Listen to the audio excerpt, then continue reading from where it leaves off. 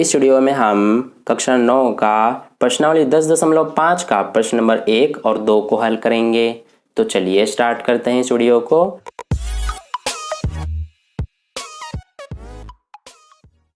तो देखिए dear students, प्रश्न नंबर 1 में हमसे क्या कहा गया है कि आकृति में आप ये आकृति देख सकते हैं।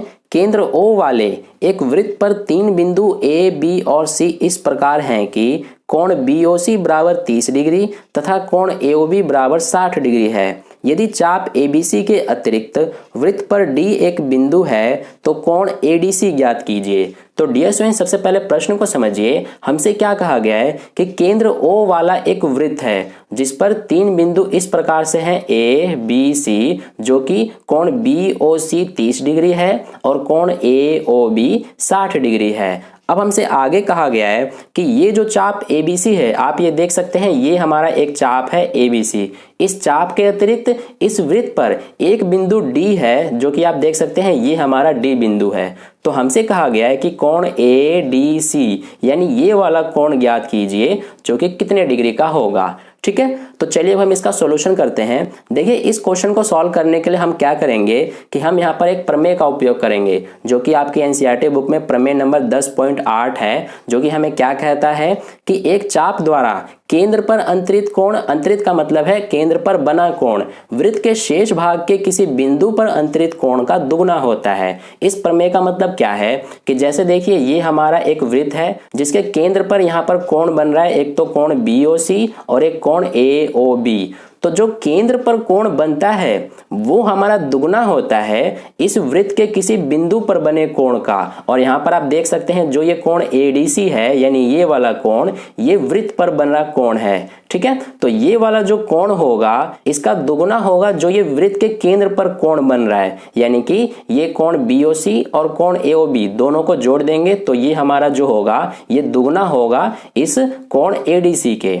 ठीक है, तो चलिए अब हम इसका सॉल्यूशन करते हैं। देखिए, सबसे पहले यहाँ पर हम लिख लेंगे जो हमें दिया गया है। हमें प्रश्न में कोण BOC 30 डिग्री और कोण AOB 60 डिग्री दिया गया है। अब हम इसका हल करते हैं यहाँ पर। तो देखिए, सबसे पहले यहाँ पर हम क्या करेंगे कि जैसा कि हमें पता है कि कोण AOB और कोण BOC का मान हमें दिया गया है, तो यहाँ पर हम लिखेंगे सबसे पहले कि कोण AOB और कोण BOC दोनों को अगर हम जोड़ देते हैं तो हमें क्या मिलेगा। देखिए, ये जो कोण AOB है और कोण ये BOC है, दोनों को जोड़ देंगे तो हमें ये पूरा कोण यहाँ से यहाँ तक मिलेगा, यानी कि ये पूरा, ध्यान दीजिए, यहाँ से लेकर यहाँ तक ये पूरा कोण हमें प्राप्त होगा।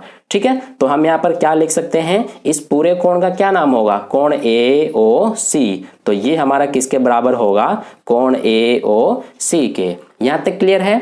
अब देखिए, यहाँ पर हमें कोण AOB का मान दिया गया है 60 डिग्री का, तो यहाँ पर हम लिख देंगे 60 डिग्री प्लस कोण BOC कितना है 30 डिग्री, दोनों मिलकर कितने डिग्री के हो जाएंगे 90 डिग्री, यानी कि कोण AOC कितने का है 90 डिग्री का।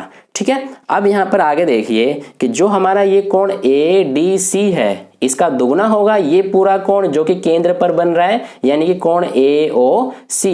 ठीक है, तो यहाँ पर हम क्या लिख सकते हैं कि हमारा कोण ADC का दुगना है कौन सा कोण, कोण AOC। अब यहाँ पर हम इसका रीजन देंगे। क्या रीजन देंगे, जो अभी हमने प्रमेय नंबर 10.8 के बारे में बात किया वही, कि एक चाप द्वारा केंद्र पर अंतरित कोण वृत्त के शेष भाग के किसी बिंदु पर अंतरित कोण का दुगना होता है, जो कि यहाँ पर हम इस बात को लिख लेंगे।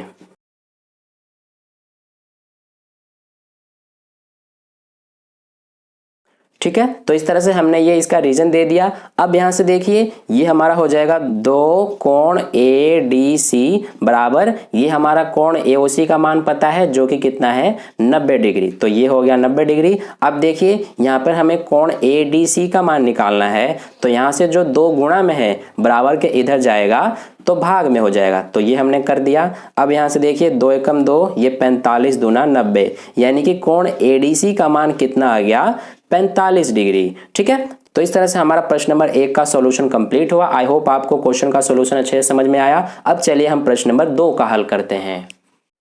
तो डियर स्टूडेंट्स, प्रश्न नंबर 2 में हमसे क्या पूछा गया है कि किसी वृत्त की एक जीवा वृत्त की त्रिज्या के बराबर है, जीवा द्वारा लघु चाप के किसी बिंदु पर अंतरित कोण ज्ञात कीजिए तथा दीर्घ चाप के किसी बिंदु पर भी अंतरित कोण ज्ञात कीजिए। तो डियर स्टूडेंट, सबसे पहले प्रश्न को समझिए। हमसे कहा गया है कि एक वृत्त है जिसकी एक जीवा जो है, मान लीजिए ये हमारी एक जीवा है जिसका नाम है ए बी। ये जो जीवा है ये इस वृत्त की त्रिज्या के बराबर है, यानी कि ये देखिए हमारा ओ ए एक त्रिज्या है और ओ बी एक त्रिज्या है। तो इस तरह से हम कह सकते हैं कि ये दोनों त्रिज्याएं और ये ए बी ये क्या है, आपस में बराबर हैं। ठीक है, ये तीनों आपस में बराबर हो गई। अब हमसे कहा गया है कि ये जो जीवा है इस जीवा द्वारा लघु चाप के किसी बिंदु पर अंतरित कोण ज्ञात कीजिए। यानी कि ये जो जीवा है ये इस वृत्त को दो भागों में बांट रही है। एक तो ये हमारा देख सकते हैं ये है एक दीर्घ चाप, और ये जो यहां से लेकर यहां तक ये देख सकते हैं आप, ये है लघु चाप। तो लघु चाप के किसी बिंदु पर अंतरित कोण, तो आप देख सकते हैं ये हमारा है कोण, ये हमें ज्ञात करना है। और फिर दीर्घ चाप के किसी बिंदु पर अंतरित कोण, यानी कि ये हमें ज्ञात करना है। ठीक है, तो चलिए अब हम इसका सॉल्यूशन करते हैं। इसमें भी हम प्रमेय नंबर 10.8 का ही उपयोग करके और इस क्वेश्चन को सॉल्व करेंगे। तो देखिए सबसे पहले यहाँ पर हमने लिख लिया है जो हमें दिया गया है कि ए बी वृत्त की जीवा है तथा ए बी बराबर ओ ए बराबर ओ बी है, यानी कि ये तीनों जो ये दो त्रिज्याएं हैं और ये जीवा है ये आपस में बराबर है। ठीक है, अब यहाँ से देखिए हम इसका हल करते हैं।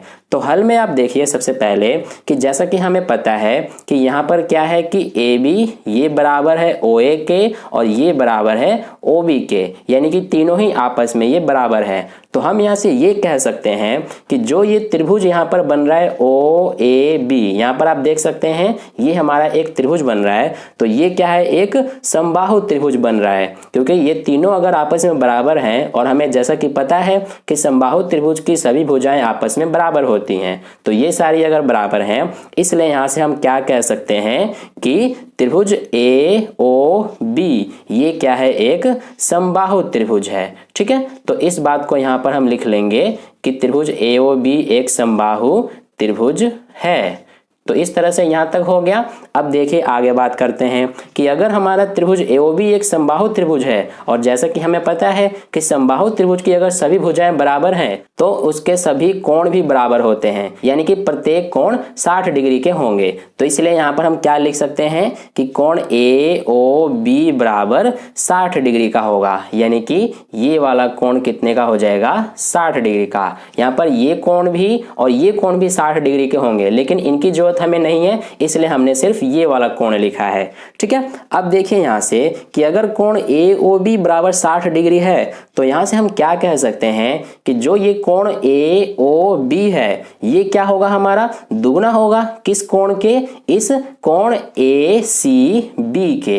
क्यों, क्योंकि यहाँ पर देखिए कि हमारा प्रमेय नंबर 10.8 क्या कहता है कि एक चाप द्वारा केंद्र पर अंतरित कोण वृत्त के शेष भाग के किसी बिंदु पर अंतरित कोण का दुगना होता है। तो यहाँ पर ये हमारा केंद्र पर कोण बन रहा है और ये क्या है कि वृत्त के किसी बिंदु पर बना कोण है, तो इसलिए ये वाला जो कोण होगा ये इसका दुगना होगा। तो इस बात को सबसे पहले यहाँ पर हम लिखेंगे कि हमारा क्या है कि कोण ए सी बी का दुगना है कौन सा कोण, ए ओ बी। ठीक है, अब ये तो हमने लिख दिया। यहाँ पर हम अब इसका रीजन भी देंगे जो कि हमारा प्रमेय नंबर 10.8 है, तो इसको यहाँ पर हम लिख लेंगे।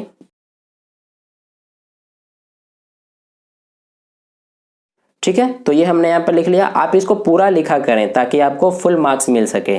ठीक है, तो इस तरह से ये अब देखिए यहाँ पर ये हमारा क्या है, दो कोण ए सी बी और बराबर में क्या है कोण ए ओ बी, और कोण ए ओ बी हमारा कितना है 60 डिग्री, तो हम इसकी जगह पे इसका मान रखेंगे 60 डिग्री। अब यहाँ से हमारा कोण ए सी बी का मान निकलेगा, तो ये 60 और ये 2 इधर गुणा में है, इधर आके भाग में हो गया, तो 2 एकम 2 और 30 दूना 60, यानी कि कोण ए सी बी इसका मान कितना आ गया, 30 डिग्री। ठीक है, यानी कि ये हमारा कोण एसीबी क्या है, इस दीर्घ चाप पर बना कोण है। और हमसे प्रश्न में यही पूछा गया है कि लघु चाप पर बना कोण और दीर्घ चाप पर बना कोण ज्ञात कीजिए। तो यहाँ से हमने दीर्घ चाप पर जो कोण बन रहा है यानी कि ये कोण एसीबी ये हमने निकाल लिया जो कि 30 डिग्री का है। ठीक है, तो इस तरह से ये हमारा एक हल हो गया। अब चलिए हम ये कोण ए डी बी यानी कि जो ये लघु चाप पर कोण बन रहा है ये निकालते हैं कितना होगा। तो यहाँ पर ध्यान दीजिए कि सबसे पहले यहाँ पर आप देख सकते हैं कि ये हमारा एक चतुर्भुज बन रहा है और ये कौन सा चतुर्भुज है, चक्रीय चतुर्भुज, जिसका क्या नाम है, चतुर्भुज ACBD।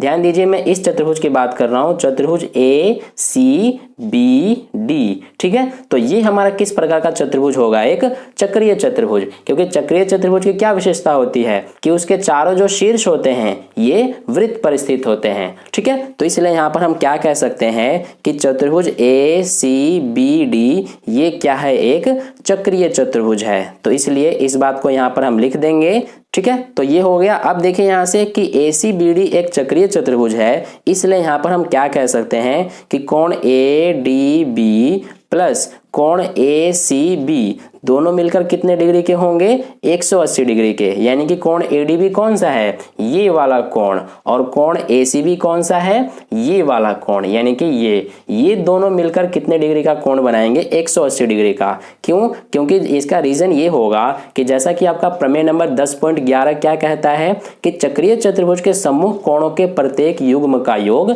180 डिग्री होता है। यानी कि यहाँ पर देखिए ये हमारा एक चक्रीय चतुर्भुज है और इसके ये दोनों कोण क्या है, सम्मुख कोण है, इसलिए इन दोनों कोणों का योग कितना डिग्री का होगा, 180 डिग्री का। तो इसलिए यहां पर हम इसका कारण भी लिख देंगे कि चक्रीय चतुर्भुज के सम्मुख कोणों के प्रत्येक युग्म का योग 180 डिग्री होता है। तो इस तरह से ये हमारा रीजन हो गया। अब यहां से देखिए हमें कोण ADB का मान निकालना है, तो इसको यहां पर सेम एज इट इज लिखेंगे, कोण ADB प्लस कोण ACB का मान हमें पता है जो कि कितना है, 30 डिग्री। तो इसकी जगह पे हम लिखेंगे 30 डिग्री बराबर ये कितना है, 180 डिग्री। अब देखिए यहां से हम ADB का मान कैसे निकालेंगे, ये हम बाकी यहां पर कर लेते हैं। तो यहां से कोण ADB ये हमारा क्या हो जाएगा, ये जो प्लस का 30 है ये बराबर के इधर जाएगा, तो ये हमारा बराबर के इधर 180 डिग्री है, और जब ये प्लस का 30 इधर जाएगा तो ये हमारा माइनस का 30 डिग्री हो जाएगा। तो यहाँ से कोण ADB का मान हमारा कितना आ गया, 180 में से 30 घटाएंगे तो ये हो जाएगा 150 डिग्री। यानी कि ये हमने कोण ADB का मान 150 डिग्री और कोण ACB का मान 30 डिग्री निकाल लिया। यानी कि इस तरह से हमारा इस जीवा के लघु चाप पर अंतरित कोण जो कि 150 डिग्री का आ गया और दीर्घ चाप पर अंतरित कोण जो कि 30 डिग्री आ गया। तो इस तरह से हमारा प्रश्न नंबर 1 और 2 का हल कंप्लीट हुआ। अगर आपको वीडियो अच्छा लगा है तो इस वीडियो को लाइक कर दीजिएगा, और पहली बार वीडियो को देख रहे हैं तो चैनल को सब्सक्राइब करके बगल में जो बेल आइकन आता है उस पर ऑल वाले पे क्लिक कर लेना, ताकि नेक्स्ट वीडियो जैसे अपलोड की जाए उसका नोटिफिकेशन सबसे पहले आपको मिल जाए। और अपने दोस्तों के साथ भी इस वीडियो को शेयर कर दीजिए ताकि उन्हें भी इससे हेल्प मिले, और कहीं भी डाउट है प्रश्न में तो आप कमेंट करके मुझसे पूछ सकते हैं। तो फिर मिलते हैं नेक्स्ट वीडियो में नए प्रश्न के साथ, तब तक के लिए अपना ध्यान रखें। धन्यवाद।